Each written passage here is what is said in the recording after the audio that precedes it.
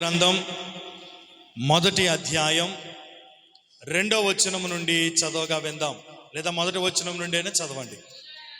యోధా రాజుకు యెహోయాకీము ఏలుబడిలో 3వ సంవత్సరమున బబులోను రాజుకు నెబుకద్నెజరు యెరూషలేము మీదకు వచ్చి దానిని ముట్టడి వేయగా, ప్రభువు యోధా రాజుకు యెహోయాకీము దేవుని మందిరములోని శేషించిన ఉపకరణములను ఆ రాజు చేతికి అప్పగించెను గనుక అతడు ఆ వస్తువులను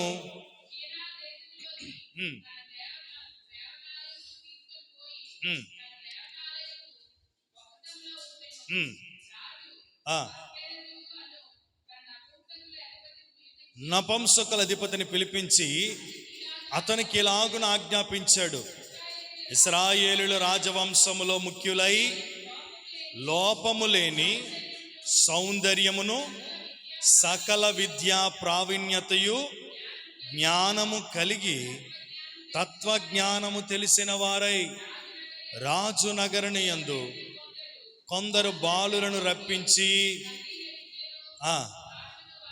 దేవునికి స్తోత్రం కలుగునుగాక.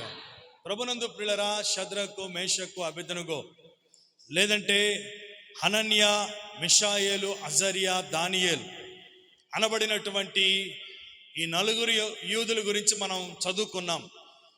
అనేక మంది శేషించబడి వచ్చారంట. కానీ ఈ నలుగురిలో ఉన్నటువంటి ప్రత్యేకత ఏంటంటే, వారి యొక్క స్థానాన్ని, లేదంటే వారి యొక్క స్థితిని, వారి పరిశుద్ధతను వారు కాపాడుకొని జీవించినటువంటి భక్తులుగా కనబడతా ఉన్నారు.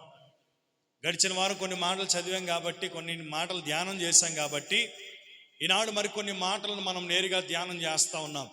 అక్కడ దేవుని యొక్క వాక్యం చెప్తుంది కదా, వారు ఎలాంటి వారంటే ముఖ్యులై ఉన్నారంట. రెండవది లోపము లేని వారిగా ఉన్నారు. మూడవది సౌందర్యం కలిగినటువంటి వారిగా ఉన్నారు. తర్వాతగా చూస్తే ప్రావీణ్యతయు జ్ఞానమును కలిగి తత్వజ్ఞానముతో నింపబడినటువంటి వారిగా ఉన్నారు.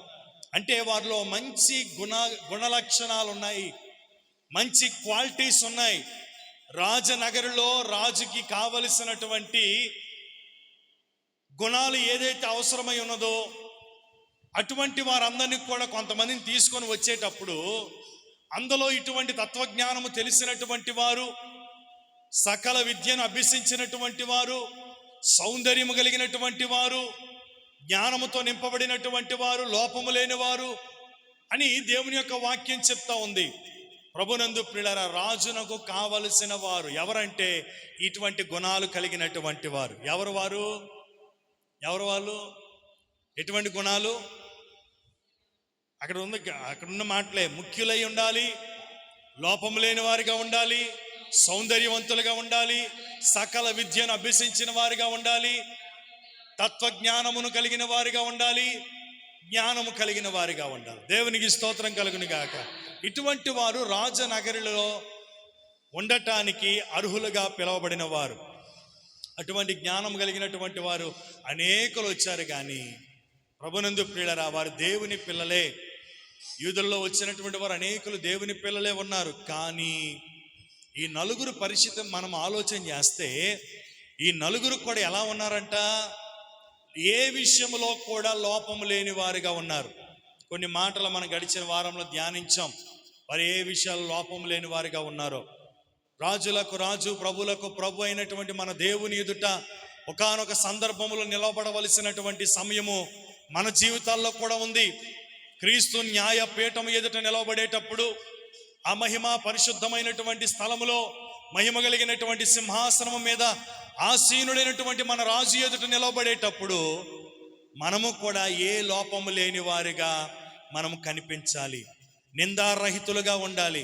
దాని గురించి భక్తుడైన పౌలు ఏమని చెప్పారంటే, అది సంఘం ఎలా ఉండాలన్నాడు? కలంకమైనను, మచ్చైనను, డాగైనను, ముడతైనను అట్టిది మరి ఏదైనను లేనిదిగా మహిమ కలిగిన సంఘముగా ఆయన దేనిని తన స్వరక్తమిచ్చి సంపాదించిన సంఘమును ఆయన ఎదుట, యేసయ్య ఎదుట నిలబెట్టుకోవాలని ఆయన రక్తాన్ని మన కొరకు కార్చి మనలను పరిశుద్ధపరిచారు.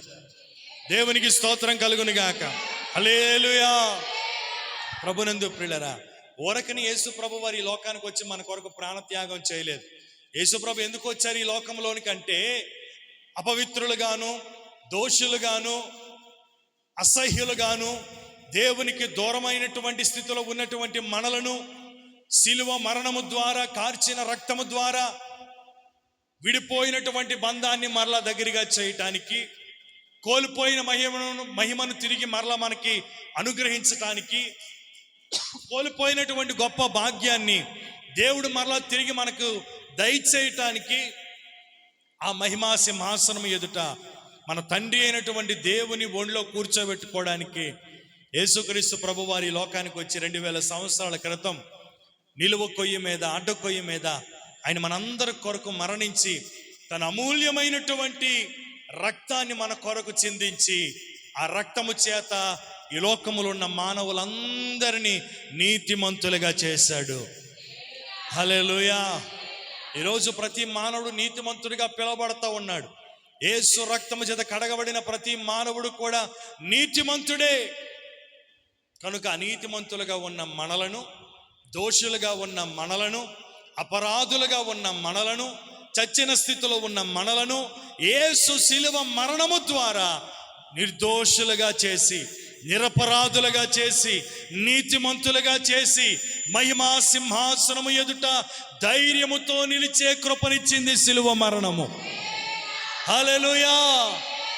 ప్రభునందు ప్రియులారా, దేవుడు మన దగ్గర నుంచి కోరుకుంటుంది అదే. సంఘము ఎలా అయితే ఉండాలని దేవుడు కోరుకుంటున్నాడో అలా మనం ఉండగలిగితే తప్పక ఆయన రాకడలో మనం ఎత్తబడతాం. రెండవది, ఆయన ఎదుట మనము ధైర్యముగా నిలవబడగలుగుతాం. అది వరకు మహిమతో నింపబడినప్పుడు, దేవుని మాటను అనుసరించి నడుచుకునేటప్పుడు ఆదాము అవ్వలు చెట్ల చాటునో లేకపోతే కొండల చాటును ఇంకెక్కడెక్కడో దాక్కోలేదు. వారు ఎక్కడ ఉన్నారు? దేవునితో ముఖాముఖిగా మాట్లాడే అనుభవంలో ఉన్నారు. దేవునితో ముఖాముఖిగా సంభాషించే అనుభవంలో ఉన్నారు. దేవుని ముఖ దర్శనమును నిదానించి చూసేవారిగా ఉన్నారు. దేవుణ్ణి హత్తుకునేవారిగా ఉన్నారు. దేవునితో అన్యోన్యమైనటువంటి సహవాసమును కలిగిన వారిగా ఉన్నారు. ఎప్పుడైతే వారు చెయ్యకూడని పని చేశారో, ఏ పని చేశారు? దేనిని బట్టి వారి భయం కలిగింది? దేనిని బట్టి పాపము ఎంటర్ అయిందంటే దేవుని మాటను వినకపోవటమును బట్టే. దేవుని మాటను వినకపోవటమును బట్టే. వాక్యం ఏమని చెప్పింది? ఆజ్ఞ అతిక్రమమే పాపము, పాపము వలన వచ్చు జీతము మరణము. వారు ఏదో పెద్ద పెద్ద తప్పులు చేసేలేదు. మన దృష్టిలో ఏదో పాపం చేస్తే అది పెద్ద పాపంలో మనకు కనబడుతుంది. కానీ దేవుని దృష్టిలో ఆయన మాట వినకపోతేనే పాపం అంట. అదే పాపం. ఆయన చెప్పింది చేయకపోతే పాపం. ఆయన ఆజ్ఞలను, కట్టడలను అనుసరించి నడుచుకోకపోతే పాపం అని దేవుని యొక్క వాక్యం స్పష్టంగా చెప్తా ఉంది. ఆదామవ్వలు చేసింది కూడా అదే. దేవుడు చేయొద్దన్నటువంటి దానిని, ఆ మాటను వారు మీరారు, లోపాన్ని కొని తెచ్చుకున్నారు. అది వరకు దేవుని ఎదుటికి ధైర్యముగా వెళ్ళి నిలవబడగలిగే స్థితిని కలిగిన వారు, దేవునితో ముఖాముఖిగా మాట్లాడే అనుభవాన్ని కలిగిన వారు, దేవునితో అన్యోన్యమైనటువంటి సహవాసాన్ని చేసేవారు, దేవుని మాటను వినకపోవటమును బట్టి ఎక్కడున్నారంటే వెళ్ళి చెట్ల చాటును దాక్కున్నారంట, పొదల చాటును దాక్కున్నారంట. ఈనాడైనా సరే దేవుని రాకడలో ఆయన ముఖ దర్శనమును చేసి ఆ మహిమ కలిగినటువంటి సింహాసనము ఎదుటికి మనం వెళ్ళి ధైర్యముగా ఆయన ఎదుట మనం నిలబడాలి అంటే మనం ఎలా ఉండాలి? ఏ లోపము లేని వారిగా మనం ఉండాలి.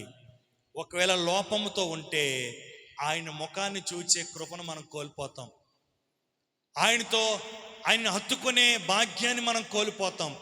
ఆయనతో అన్యోన్యమైన సహవాసాన్ని చేసే భాగ్యాన్ని మనం కోల్పోతాం. ఆయన రాజ్యంలో ప్రవేశించే భాగ్యాన్ని కూడా కోల్పోతాం. ఎందుకంటే అసహ్యమైనటువంటిది, నిషిద్ధమైనటువంటిది ఏదియో దేవుని రాజ్యములో ప్రవేశించదని వాక్యం చెప్తా ఉంది. లోపము కలిగినటువంటిది, అసహ్యమైనటువంటిది, ఏది కూడా దేవుని ఎదుట నిలవబడటానికి యోగ్యతను సంపాదించుకోలేదు. ఈ మధ్యాహ్న కాల సమయంలో ఒకసారి మనము జ్ఞాపకం చేసుకోవాలి. ప్రభు త్వరగా రాబోతా ఉన్నారు. ఈ మాట చెప్పి చాలా రోజులుగా ఈ మాటను మనం వింటా ఉన్నామేమో, ప్రభు త్వరగా రాబోతున్నాడని కదా. అలాగే ఒక ఆల్ నైట్ ప్రేయర్లు అంట ఓ పాస్టర్ గారు, ఇదిగో నేను త్వరగా రాబోతున్నాను అని వాక్యాన్ని తీసుకొని చెప్తా ఉన్నాడంట. ఇదిగో నేను త్వరగా రాబోతా ఉన్నాను. ఎవరన్నారు? ప్రకటన గ్రంథంలో ప్రభు చెప్పాడు, ఇదిగో నేను మేఘారూఢుడనై త్వరగా రాబోతున్నానని ప్రభు చెప్పాడు. ఆ మాటను తీసుకొని అంటున్నాడు, ఇదిగో నేను త్వరగా రాబోతున్నాను అన్నాడు. ముందున ముసలం చూస్తుందంట, అలాగే కూర్చొని అలాగే చూస్తుందంట, త్వరగా రాబోతున్నాడు అని ఆ మాట చెప్తుంటే పాపం ఆసక్తిగా చూస్తుందంట. ఇదిగో నేను త్వరగా రాబోతున్నాడు, ఇల్లు పడిపోయాడు దెబ్బలు పడి. ఆవిడ అన్నదంట, తప్పు లేదండి అయ్యగారిది, అయ్యగారు తప్పేయట్లేదండి. ఆయన ఇగో నేను త్వరగా వస్తున్నాను పక్కకి వెళ్ళిపోవాలి కదా, నేనే పక్కకి జరగలేదు, నాదే తప్పు అండి. వస్తున్నాను అనేసరి నేను ముందు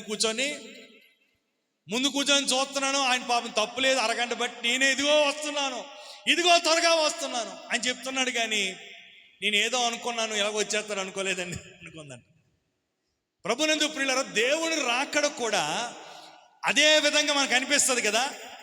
చాలా సంవత్సరాలు బట్టి ఇదిగో నేను త్వరగా రాబోతున్నానని ప్రభు చెప్పిన మాట తన దాసులు అనేక మారులు చెబుతూనే ఉన్నారు. విశ్వాసులు వారికి నచ్చినట్టుగా జీవిస్తూనే సమయము లేదు, సమయము బహు కొంచెముగా ఉంది. అపవాదికి తెలుసంట సమయం కొంచెముగా ఉందని. అపవాదికి తెలుసు ప్రభు త్వరగా రాబోతున్నాడని, ఆయన మరలా వచ్చి తన సంఘాన్ని తీసుకొని వెళ్తాడని. అపవాదికి తెలిసింది కూడా దేవుని పిల్లలకు తెలియటం లేదు ఈనాడు. అపవాదికి తెలిసింది కూడా తెలుసా? అపవాది యేసు ప్రభుతో అన్నాడు, ఈ లోక రాజ్యాలన్నిటిని చూపించి ఇవన్నీ నీకు ఇస్తానని. ఇంకో మాట ఏమన్నాడు? ఈ రాళ్ళు రొట్టెలగునట్లుగా చేసి తిను అన్నాడు. మరోటి ఏమన్నాడు చూసారా? మీకు తెలియదు, అపవాదికి తెలుసు.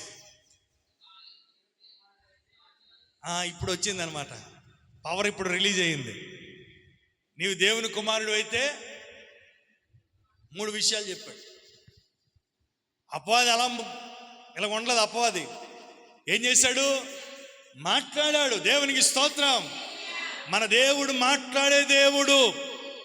ఆయన ఆరాధించువారు వాక్యమని చెప్పింది, సజీవులే కదా నిన్ను ఆరాధిస్తారు. మాట్లాడలేని దాని దగ్గరికి వెళ్ళి, పలకలేని దాని దగ్గరికి వెళ్ళి, చూడలేని దాని దగ్గరికి వెళ్ళి వాళ్ళు పాప ఆయాస పడిపోయి బైలా అని కొట్టుకుంటారంట. రక్తాలు వచ్చినట్టుగా చిందిస్తున్నారంట. పాప నిజంగా గ్రేట్ వర్షిప్ కదా. ఈనాడు మాట్లాడే దేవుని దగ్గరికి వచ్చి, నీ అవసరాలు తీర్చే దేవుని దగ్గరికి వచ్చి, నీ కన్నీటిని తుడిచే దేవుని దగ్గరికి వచ్చి, నిన్ను ఆదరించే దేవుని దగ్గరికి వచ్చి, ఎంత దౌర్భాగ్య స్థితిలో ఉన్నామో ఆలోచన చేయండి. వారికి తెలియదు కానీ ఆరాధనలో గొప్పవారే. మనకి తెలుసు కానీ ఆరాధనలో జీరో. ఆరాధనలో క్రమం లేదు, ఆరాధనలో ఆసక్తి లేదు. అసలు ఆరాధన అంటే ఒక క్రమం. పాటలు అయింది, తర్వాత ఆరాధన చేయాలి, వాక్యం చదవాలి. ఇదేమి సిస్టమేటిక్గా చేసే ఏదో దినచర్య లాంటిది కాదు. వాక్యం అందుకనే చెప్పాడు ప్రభు. ఏమన్నాడు? 4:24 యోహాను సువార్త, ఆరాధించు కాలము వచ్చింది, నా తండ్రిని ఆత్మతోనూ సత్యముతోనూ ఆరాధించే కాలం వచ్చింది. దేవుడు ఎవరిని కోరుకుంటున్నాడు తెలుసా? క్రైస్తవులమని చెప్పుకొని మారు మనస్సు లేని నీతిమంతుల కొరకు కాదు. వాక్యం ఏమని చెప్పింది? గడిచిన వారంలో మనం ఒకసారి జ్ఞాపకం చేశాను కదా. మారు మనస్సు అక్కరలేని 99 మంది నీతిమంతుల కంటే. ఈ మాట చాలాసార్లు, ఆ మాట చాలా భయంకరంగా ఉంది. అది 99 మంది ఉన్నారంటే ఎవరు? వారిని ఏమన్నాడు? మారు మనసు లేదు 99 మందికి, కానీ ఏముంది వాళ్ళకి? ఏమని పిలువబడ్డారు? నీతిమంతులుగా పిలువబడ్డారు. ఒక్కడే ఉన్నాడు, వాడు మారు మనసు పొందినటువంటి వాడు. ఎవరిని కోరుకున్నాడు దేవుడు? మారు మనసు పొంది నీతిమంతునిగా పిలువబడేవాడిని. ఈనాడు కోకొల్లలుగా ఉన్నారు. ఏంటంటే మేము కీసియన్సేనండి, కీసియన్స్ అండి. వచ్చిరాని కూడా చెప్పి మీ కీసియన్స్ అండి. ఎంతగా ఏదో చెప్పాలనుకుంటా, చెప్పలేని తప్పే లేదు. మీ క్రైస్తవులం అండి, దేవుని పిల్లలమండి, యేసుప్రభుని తెలుసుకున్నామండి అని చెప్పొచ్చు. పోనీ ఏదో వాళ్ళకి నచ్చిన విధానంలో చెప్తారు, మంచిదే. కానీ బయటికి వెళ్తే నీతిమంతులుగా పిలువబడడానికి వారు ఏం పొందారు? బాప్తిసం పొందారు. కానీ వారి క్రియలో, వారి మనసో మారాయా? వారి ప్రవర్తన మారిందా? వారి నోటి మాట మారిందా? వారి నడవడిక మారిందా? ఇవేవి మారకుండా నువ్వు దేవునికి ఇష్టడుగా ఉండుట అసాధ్యము. ఒకవేళ నీతిమంతుడుగా నువ్వు పిలువబడొచ్చేమో, కానీ మారు మనస్సు లేని నీతిమంతుడు నువ్వు. మారు మనసు అక్కరలేని నీతిమంతుడివి. నిజమైన నీతిమంతుడు ఏం చేస్తాడంటే మారు మనసు పొందుతాడు, పాపక్షమాపణ పొందుతాడు. వాక్యం కూడా ఏమని చెప్పింది? పేతురు భక్తుడు ఏం చెప్పాడు? యోహాను భక్తుడు ఏం చెప్పాడు? మారు మనస్సు నిమిత్తము, పాపక్షమాపణ నిమిత్తము మీరు బాప్తీసం పొందండి, నీతిమంతులుగా మార్చబడండి అన్నాడు. ఈ రెండు అనుభవాలు లేకుండా ఈనాడు చాలా మంది క్రైస్తవులుగా మారిపోతున్నారు. వారే ముప్పు తెస్తా ఉన్నారు. లోక ఆచారాలన్నీ వారి దగ్గరే ఉంటాయి, లోక సాంప్రదాయాలన్నీ వారి దగ్గరే ఉంటాయి. లోకములో ఉండేటువంటి ప్రతి పనిపాట్లు కూడా వారిని చూచే మిగతా వారు అడుగుతారు, అయ్యా మరి వాళ్ళు అలా చేస్తున్నారు కదా, మనం ఎందుకు చేయమండి? వారు మారు మనసు అక్కర్లేని 99 మంది నీతిమంతులు. నువ్వు ఆ లిస్టులోకి వెళ్ళిపోతావా? నువ్వు నిజమైన మారు మనసు పొందిన వ్యక్తివైతే లోకములో ప్రత్యేకముగా జీవించాలి. పేతురు భక్తుడు ఇదే చెప్పాడు, మీరు పాపక్షమాపణ నిమిత్తము, మారు మనసు నిమిత్తము బాప్తీసం పొందండి. మూర్ఖులకు ఈ తరానికి మీరు వేరై, ఈ లోకానికి, ఈ లోక సాంప్రదాయానికి, ఐగుప్తుని విడిచి వచ్చిన తర్వాత ఐగుప్తి ఆశలు నీలో కనిపించకూడదు. ఐగుప్తి కోరికలు నీలో నశించిపోవాలి. నీలో అవి మరలా చిగురించకూడదు. దేవునికి స్తోత్రం కలుగును గాక. ఐగుప్తును విడచినట్టి మీరు అరణ్యవాసులే ఈ ధరలో. ఐగుప్తును విడచినట్టి మీరు అరణ్యవాసులే, నిత్యానివాసము లేదిలలోన నేత్రాలు కానను పై నిల్పుడి. హల్లెలూయా, హల్లెలూయా. ఏం లేదు ఈ లోకంలో మనకి నిత్యమైన నివాసము మనకి లేదు. నిత్యమైనది స్థిరమైనది కట్టబడుతున్నది ఎక్కడంటే మనకి పరలోకములోనే. కనుక మన నేత్రాలు, మన చూపు ఎట్లా ఉండాలి అంటే ఆకాశము తట్టే నా కన్నులు ఎత్తుతున్నాను అని భక్తుడు చెప్పినట్టుగా మన కన్నులు పరలోకం వైపే చూడాలి. మన కన్నులు సహాయము చేసే దేవుని వైపే చూడాలి. మన కన్నులు సమస్తమును కూడా, లేదంటే మన పౌరస్థితి ఎక్కడైతే ఉందో, నిలువరమైన పట్టణం మన కొరకు ఎక్కడైతే కట్టబడతా ఉందో, స్థిరమైనది, లయము కానిటువంటిది, మన కొరకు సిద్ధపరచబడుతున్న స్థలం ఎక్కడైతే ఉందో ఆ పరలోకం వైపే మనం చూడాలి తప్ప క్షయమైపోయే భూ సంబంధమైన వాటి వైపు మన నేత్రాలు చూడకుండా ఉండునుగాక. హల్లెలూయా. ప్రభునందు ప్రియులారా, దేవుని వాక్యం చెప్తా ఉంది, ఈ 4 భక్తులు కూడా వారు రాజు ఎదుట నిలవబడటానికి వారు ఏ స్థితిని కలిగి ఉండాలి అంటే లోపము లేని వారిగా ఉన్నారని వాక్యం చెప్తా ఉంది. లోపము లేని వారిగా ఉన్నారంట. మనం కొన్ని మాటలు జ్ఞాపకం చేసుకొని ముందుకు వెళ్దాం. ఏ స్థితిలో మనం లోపం లేని వారిగా ఉండాలి? ఒక మాటను చూద్దాం. చూడండి, మత్తయి సువార్త 5వ అధ్యాయము 37వ వాక్యం.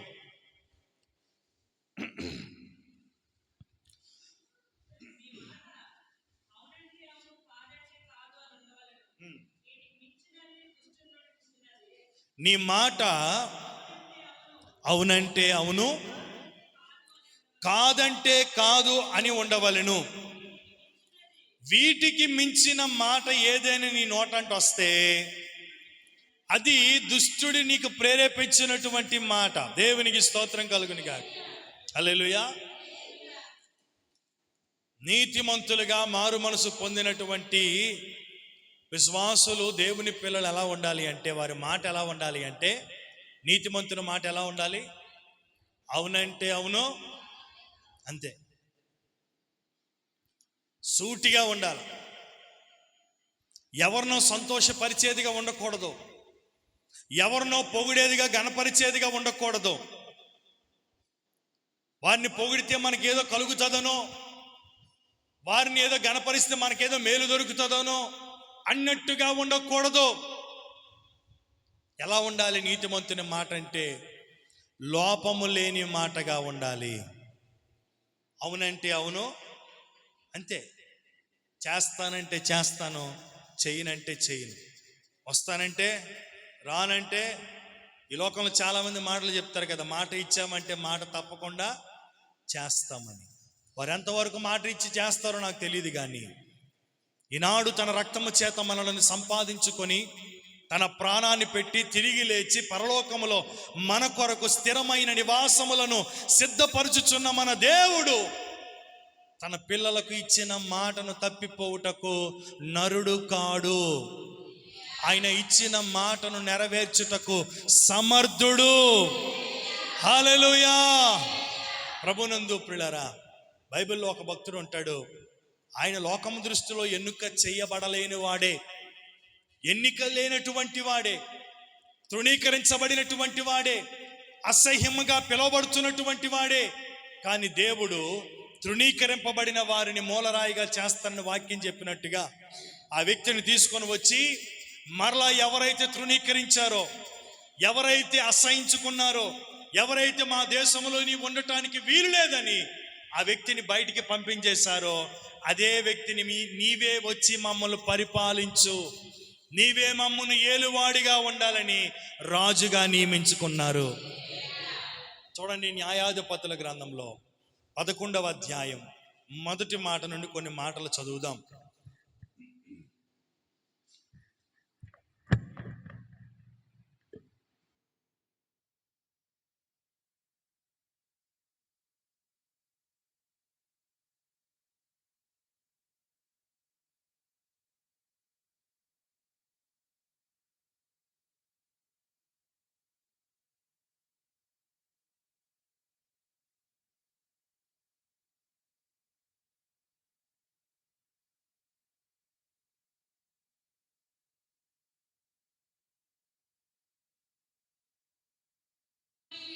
అక్కడ ఆ మాటల్ని జ్ఞాపకం చేసుకోవాలి. మరలా చదివించడానికి సమయం లేదు కనుక క్లుప్తంగా చెప్పుకొని వెళ్ళిపోతా ఉన్నాను.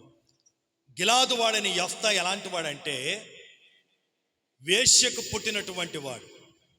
రెండవది, తన తండ్రి ఎంట స్వాస్థ్యమును పొందుకోలేనటువంటి వాడు.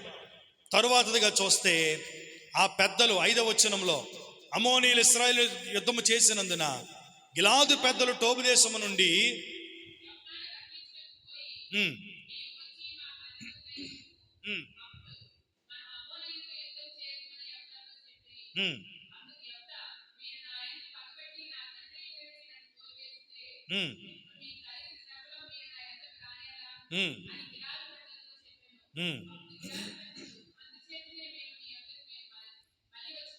చాలు, దేవునికి స్తోత్రం కలుగును గాక.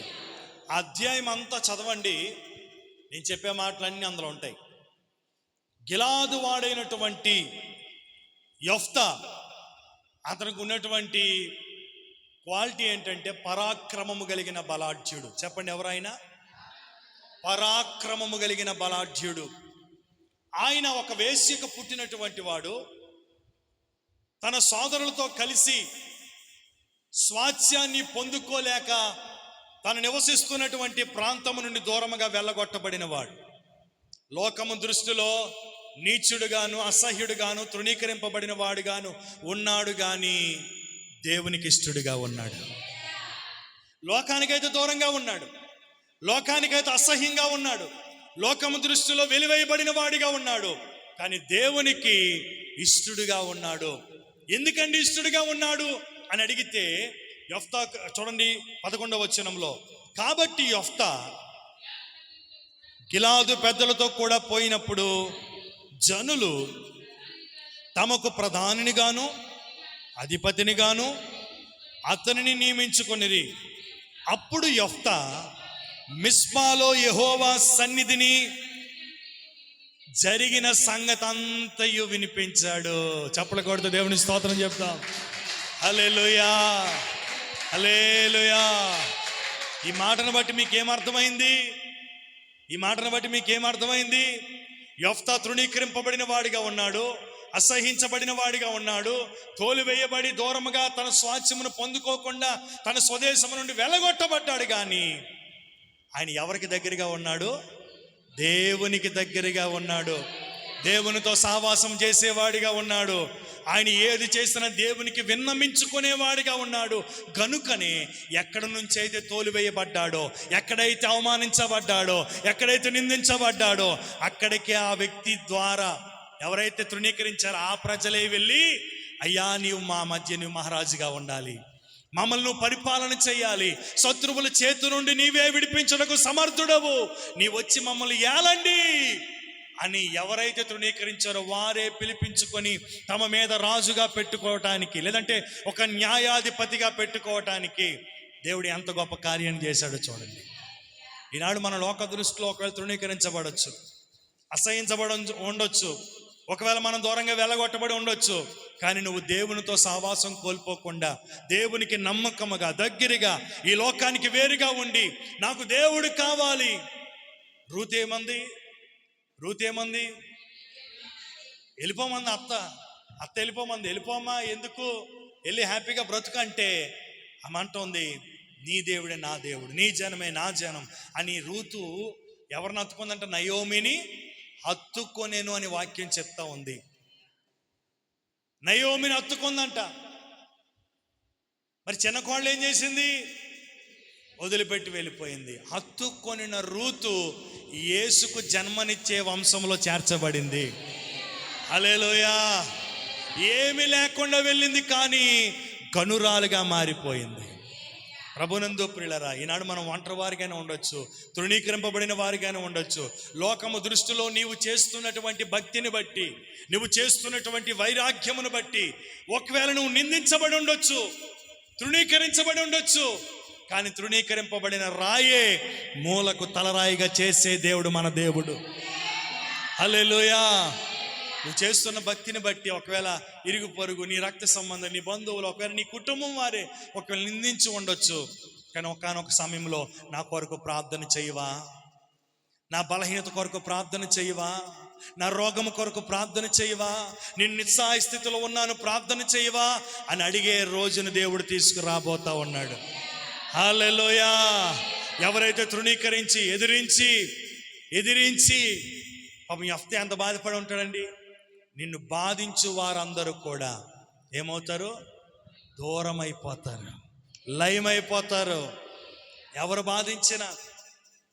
బాధించినా ప్రభునందు ప్రియులరా, అంతే. మనం చేయాల్సింది ఏంటంటే ఓరకి నిలిచి ఉండి దేవుడు చేసే కార్యాలు మనం చూడటమే. యెఫ్తా తృణీకరించబడ్డాడు, వెళ్ళిపోయాడు, హ్యాపీగా వెళ్ళిపోయాడు, కానీ దేవునితో మంచి సంబంధాన్ని కలిగి ఉన్నాడు. వారందరూ వచ్చి అడిగితే యెఫ్తా పదండి, నేను చాలా మంచి కార్యం చేశారా, మేము ఈ సంగతి చూస్తాను ఇప్పుడు అని కక్ష తీర్చుకునే క్యారెక్టర్ కాదు యెఫ్తాది. దేవునితో సహవాసం చేసే వ్యక్తి ఏం చేశాడంటే తృణీకరించిన వారందరినీ క్షమించేశాడు. అక్కడెక్కడ కక్ష తీర్చుకున్నట్లేదు, వారి పక్షాన్ని నిలబడి యుద్ధం చేశాడు. కానీ ఒకానొక సమయంలో తృణీకరించిన వారు వస్తారు, నిన్ను బాధించిన వారు వస్తారు, నిన్ను వ్యతిరేకించిన వారు వస్తారు, నిన్ను గాయపరిచిన వారు వస్తారు. అప్పుడు ఏం చేయాలి? క్షమించాలా. యేసుప్రభు చెప్పిన మాట అదే కదా. ఏమన్నాడు ఆయన? చెప్పారు కదా 7 మాటల్లో మొదటి మాట, ఏమన్నారు? తండ్రి వీరు ఏం చేయుచున్నారు, వీరు ఎరుగరు గనక వీరిని క్షమించమని దేవుడు చెప్పాడు. కనుక ఒకానొక సమయంలో ఈరోజు ఒకవేళ వారిదే కావచ్చు ఈ దినం, కానీ ఒక రోజు ఉంది దేవుడు నిర్ణయించిన దినం. అది నీ దినం, అది నీ గడియ, దాన్ని ఎవరు కూడా ఆపలేరు. ఏంటండి ఎప్పటి నుంచి అలాగ అనుకుంటున్నాం కానీ ఇంకా రాలేదంటే వస్తుంది. వచ్చినంత వరకు నువ్వేం చేయాలి? ఆయన బలిష్టమైన చేతుల కింద దీన మనసు కలిగి ఉండాలి. చాలా మంది వ్యతిరేకంగా లేస్తారు, పరిచర్యకు వ్యతిరేకంగా లేస్తూ ఉన్నారు, సేవకులకు వ్యతిరేకంగా లేస్తూ ఉన్నారు, సువార్తకు వ్యతిరేకంగా లేస్తూ ఉన్నారు. ఎన్ని వ్యతిరేకతలు లేచినా సువార్త విస్తరిస్తూనే ఉంటుంది, కానీ ఎక్కడ ఆగిపోవడం అంటూ ఏది కూడా. వారు శ్రమ పెట్టబడిన దినాలు కొలది వారు ఏమవుతున్నారంట? మరింతగా విస్తరిస్తూ ఉన్నారంట. ఈ శ్రమలన్నీ దేని కొరకంటే విస్తరించడం కొరకే. హల్లెలూయా. ఎప్పుడైతే సంపూర్ణంగా విస్తరించబడిపోతుందో మనం దేవుని దగ్గరికి వెళ్ళిపోతాం. దేవుని రాకడ సమీపంగా ఉందని జ్ఞాపకం చేసుకో. ప్రభునందు ప్రియులారా, ఆషామాషి కాదు దేవుని యొక్క సన్నిధిలో మనము గడపడం అంటే, నడవటం అంటే. వాక్యం చెప్తుంది కదా, నీ మాట అవునంటే అవును, కాదంటే కాదన్నట్టుగానే ఉండాలని. మన మాటలో మనము లోపము లేని వారిగా ఉండాలి. యొఫ్తాను గురించి ఎందుకు మాట్లాడుతున్నానంటే, యొఫ్తా దేవునితో సావాసం కలిగిన వాడు, నిందించబడిన వాడే, అవమానించబడిన వాడే, హేళన చేయబడిన వాడే, లోకం దృష్టిలో తృణీకరించబడిన వాడే యొఫ్తా. కానీ తృణీకరించిన వారు, నిందించిన వారు, అవమానించిన వారు, అది వరకు చిన్న చూపుగా చులకనగా చూసి ఊరి నుండి బహిష్కరించిన వారు అందరూ కూడా వచ్చి యొఫ్తా ఎదుటకు నిలవబడితే యొఫ్తా వారిని చూచి తొడచరచలేదు, మీసము మెలేయలేదు. ఇప్పుడు నా సంగతి ఏదో మీకు చూపిస్తాను, నా పవర్ ఏటో మీకు అని అనలేదు.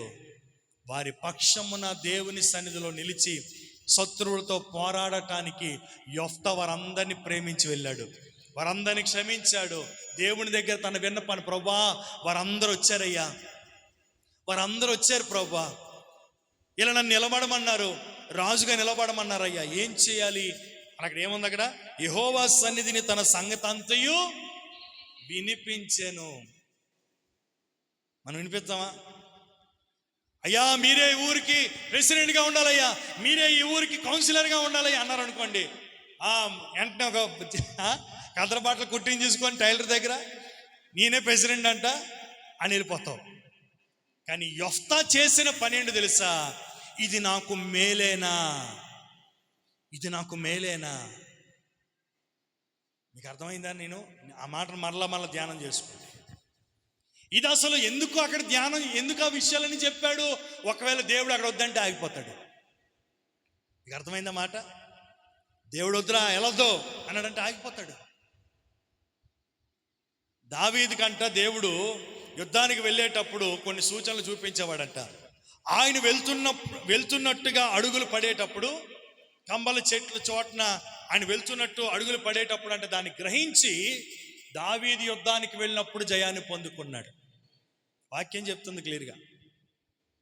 కొంతమంది భక్తులు సూచనలు అడిగారు, గిద్యోను కూడా సూచనలు అడిగాడు, మోషే సూచనలు అడిగాడు. ప్రభునందు ప్రియులారా, ఈ యొఫ్తా కూడా దేవుని దగ్గర తన సంగతి అంత, ప్రభు ఇలా పిలిచారయ్యా, నన్ను రాజుగా చేయాలనుకుంటున్నారు, నన్ను తృణీకరించిన వారు వచ్చారు, నన్ను హేళన చేసి అపహసించిన వారు వచ్చారు అని దేవుని దగ్గర జరిగిన సంగతి అంతటిని కూడా వారు చెప్పుకున్నారంట. ఈనాడు నీ జీవితంలో ఏది జరిగినా దానికి చెప్పుకునే యొఫ్తా లాంటి ప్రార్థన అనుభవం మనకు కావాలి. హల్లెలూయా. ఎప్పుడైతే చెప్పుకొని బయలుదేరాడో, అమ్మో తన దేశాన్ని ఆక్రమించి ఉన్నటువంటి వారందరినీ కూడా తరిమి ఆ దేశాన్ని సంపాదించుకోగలిగాడు. అంత మాత్రమే కాదు, 30వ వచనంలో 11:30 కూడా చదవండి ఒకసారి. అప్పుడు యొఫ్తా యెహోవాకు మొక్కుకొనెను. ఎట్లంటే, నీవు నా చేతికి అమోనీయులను నిశ్చయముగా అప్పగించిన ఎడల, నేను అమోనీయుల యొద్ద నుండి క్షేమముగా తిరిగి వచ్చినప్పుడు నన్ను ఎదుర్కొనుటకు నా ఇంటి ద్వారము నుండి బయలుదేరి వచ్చినది ఏదో అది దేవునికి ప్రతిష్టాన్ని చేస్తాను. మరియు దహన బలిగా దానిని అర్పిస్తాను. దేవునికి స్తోత్రం కలుగును గాక. ఒక మాట ఇచ్చాడు దేవునికి. యెఫ్తా ఒక మాట ఇచ్చాడు దేవునికి, ప్రభువా ఈ అమానీయుల చేతిలో మమ్మల్ని కాపాడితే, అమానీయుల చేతిలో నుండి మమ్మల్ని విడిపిస్తే నేనేం చేస్తాను? నేను విజయోత్సవంతో నా అంతఃపురంలోనికి నేను బయలు వెళ్ళేటప్పుడు నాకు ఎదురుగా నా గృహము నుండి ఎవరైతే తిరిగి వచ్చి జయధ్వనులతో తిరిగి వచ్చి నన్ను ఎదుర్కొంటారో వారిని నీకు ప్రతిష్ఠిస్తాను, దానిని దహన బలిగా నీకు అర్పిస్తానని మొక్కేసుకున్నాడు. మాట ఇచ్చేశాడు దేవునికి. ఎప్పుడూ ఆపదలో ఉండేటప్పుడు, ఎప్పుడూ శ్రమలో ఉండేటప్పుడు. ఈనాడు మనము కూడా అలాంటి పనులు చేస్తూ ఉంటుంటాం కదా. ఏదైనా కార్యం జరగాలి అంటే ఏం చేస్తాం? వెంటనే ఇలా చేస్తే ఇలాగ ఇచ్చేస్తానండి, ఈ బిజినెస్లకు అభివృద్ధి పొందితే ఇందులోని దేవునికి ఎవరు వెళ్తున్నాం? కోల్గేట్లాగా ఇచ్చేస్తానండి, మొత్తం ఇచ్చేస్తాను, దేవునికి ఇచ్చేస్తాను. కానీ కోల్గేట్ మనసు ఇప్పటివరకు వాడికి ఎవరికి రాలేదేమో నాకు తెలిసి. కోల్గేట్ కాదు, కాల్గేట్ ఏదో పేరు వస్తుంది, కోల్గేట్ అని వస్తున్నారు. అతని కాల్గేట్ ఏదో పేరు అవుతుంది. ఆయన 10 రూపాయలు ఇచ్చి, అంటే 10% ఇచ్చిన వ్యక్తి ఇప్పుడు ఎంత ఇస్తున్నాడంటే 90% దేవునికి ఇచ్చి 10% ఆయన వాడుకుంటాడంట. ఇది నా మాట కాదు, మీరు భక్తులు యూట్యూబ్లో ఎక్కడ చూసుకొని చరిత్ర చెప్పేస్తున్నారు. 90% దేవునికి ఇచ్చి 10% ఆయన వాడుకుంటాడంటే దేవుడు ఎంత నమ్మకంగా ఉంటే ఆశీర్వదించి ఉంటాడో ఆలోచించండి. ఎంత నమ్మకం ఉంటే ఆశీర్వదించి ఉంటాడు. మనమైతే ఎరుకోలోని కొంత తీసి కొంత దాచుకున్నట్టుగా, కొంత తీసి కొంత దాచుకున్నారంట, కొంతే. కానీ ఆ కొంత ఏం చేసిందంటే ముప్పు తెచ్చి పెట్టేసింది. ఎరుకొని జయించారు కానీ చిన్న హాయి పట్టణం జయించలేకపోయారు. ఏంటంటే కొంతే. ప్రభునందు ప్రియులరా, ఇక్కడ దేవుని యొక్క వాక్యం చూస్తే ఆయన మొక్కుకున్నాడంట, ఈ కార్యము సఫలమైతే, నా బిడ్డ వివాహము జరిగితే, నేను ఇంటర్ పాస్ అయితే, ఏటి కొంటాడు? ఏదో కొనుక్కుంటారు. ప్రభువా ఇదిగో ఇది నీకు కొంటాను, లేదంటే నీకు అర్పిస్తాను. మన అర్పణలు అర్పిస్తామని మొక్కుబడులు చేసుకుంటా ఉంటుంటాం. మంచిదే, మొక్కుకోవడం మంచిదే. యెఫ్తా కూడా అలాగే మొక్కాడంట. ఆపద సమయంలో ఉండేటప్పుడు, శత్రువులతో యుద్ధానికి సిద్ధంగా ఉండేటప్పుడు, ఈ అమోనీయుల చేతిలో నుండి మమ్మల్ని విడిపిస్తే, ఎవరైతే నా ఇంటి ద్వారము నుండి బయటికి వస్తారో, నాకు ఎదురొస్తారో వారిని ప్రతిష్ఠితగాను దహన బలిగాను నీకు అర్పించేస్తాను అన్నాడు. మొత్తమే దేవుడు చెప్పినట్టుగానే అమోనీయుల చేతిలో విజయాన్ని పొందేటట్టుగా దేవుడు చేశాడు. తర్వాత చూడండి 34వ వచనంలో, యెఫ్తా మిస్పాలోనున్న తన ఇంటికి వచ్చినప్పుడు తన కుమార్తె తంబురతోనూ నాట్యముతోనూ బయలుదేరి అతనిని ఎదుర్కొనెను. ఆమెగాక అతనికి మగ సంతానమే గాని ఆడు సంతానమే గాని లేదు. కాబట్టి అతడు ఆమెను చూచి, అయ్యో నా కుమారి, నీవు నన్ను బహుగా కృంగజేసితోమా, నీవు నన్ను తలడింపజేయవారిలో ఒకటిగా ఉన్నావు. నేను యెహోవాకు మాట ఇచ్చాను గనుక నేను వెనుక తీయలేను అని చెప్తా ఉన్నాడు. హల్లెలూయా, హల్లెలూయా. ఆయన అంటా ఉన్నాడు, ఎవరు వస్తారో విజయానందంతో వెళ్ళిపోతా ఉన్నాడు అంతఃపురంలోనికి. ఎదురుగా వచ్చింది తన కుమార్తె, విజయాన్ని తెలుసుకున్నటువంటి తన కుమార్తె. నా తండ్రి విజయంతో తిరిగి వస్తున్నాడని తంబురతోనూ నాట్యములతోనూ తంతి వాద్యములతోనూ తన తండ్రిని ఎదుర్కోవడానికి తన కుమార్తె ముందుగా బయలుదేరి వెళ్ళిందంట. వెలగని ఏం చేసింది?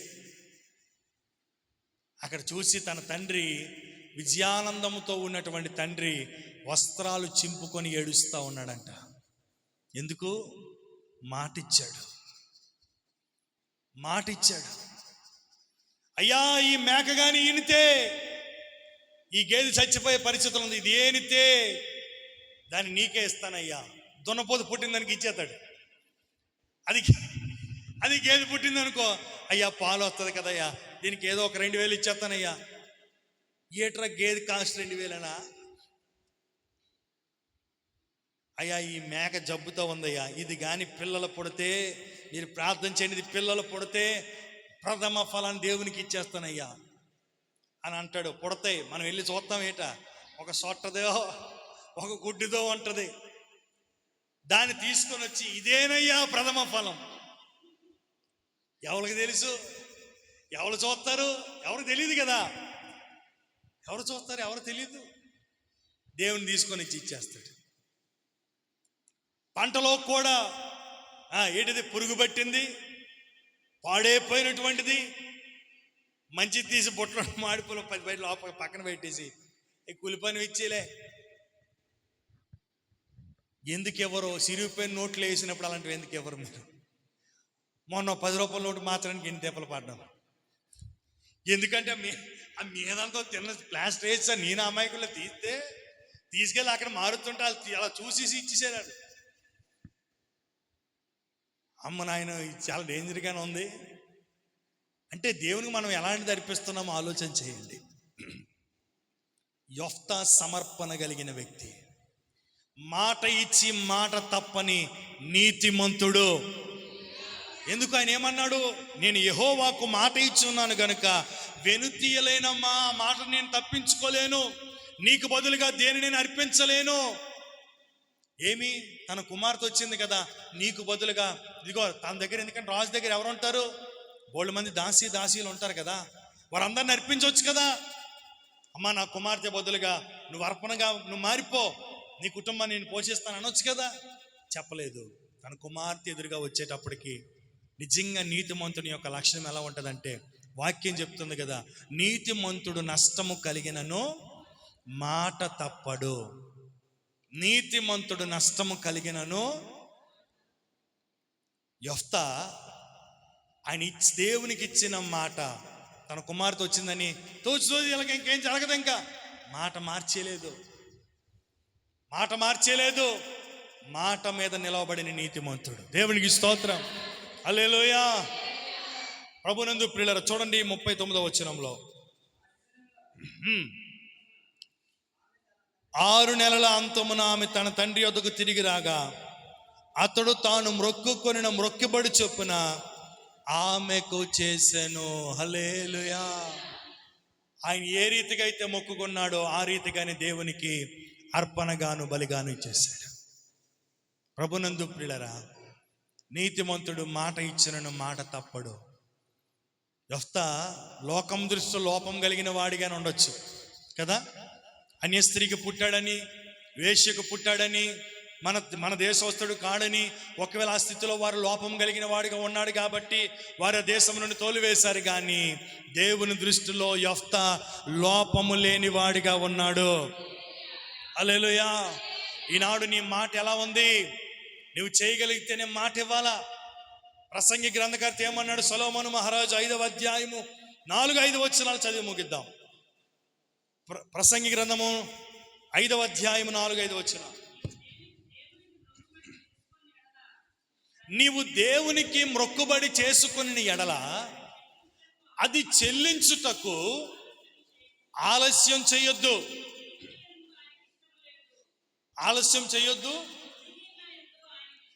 బుద్ధిహీనులై ఉండుటకు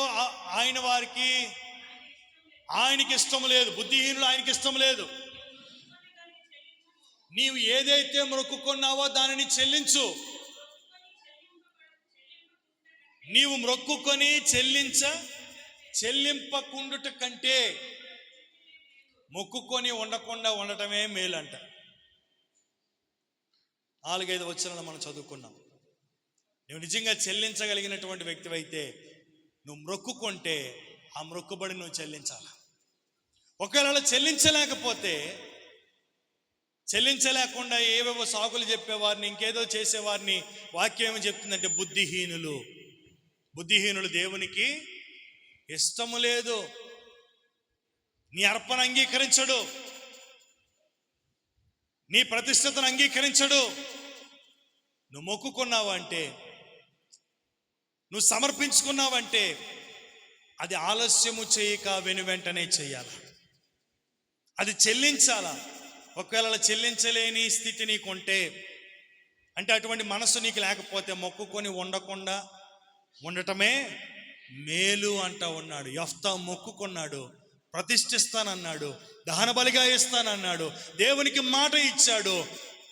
తన కుమార్తె ఎదురుగా వచ్చిందని చెప్పి మాటను మార్చకుండా ఇచ్చిన మాటను నిలవబెట్టుకొని లోపము లేని వాడిగా ఉన్నాడు.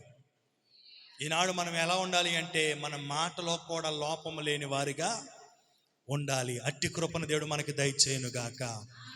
అందరం మోకరించి ప్రార్థన చేద్దాం.